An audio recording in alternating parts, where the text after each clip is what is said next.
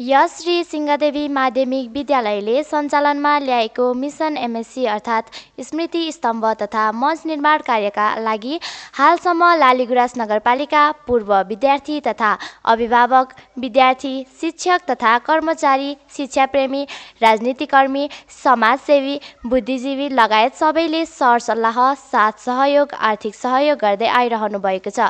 हालसम्म सहयोग गर्नुहुने सबैलाई धन्यवाद दिन चाहन्छौँ। स्मृति स्तम्भमा शिलालेख कार्य सुरु भइसकेको हुँदा सहयोग गर्न चाहनुहुने महानुभावहरूमा यही मङ्सिर मसान्तभित्र आर्थिक सहयोग गरी आफ्नो स्थान सुरक्षित राख्नु न अनुरोध छ।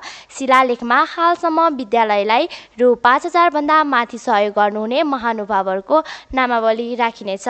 यस कार्यलाई सफल बनाउन हाल बिर्तामोड 5 झापा निवासी यस विद्यालयका पूर्व विद्यार्थी अप्सरा बुढाथोकीले नगद रु 10,000 आर्थिक सहयोग गर्नुभएकोमा हार्दिक धन्यवाद व्यक्त गर्न चाहन्छौँ।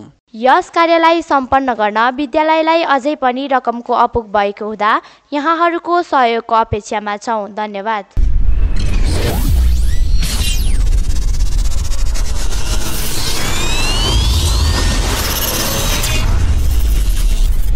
मिसन एमएससी मञ्च तथा स्तम्भ निर्माण।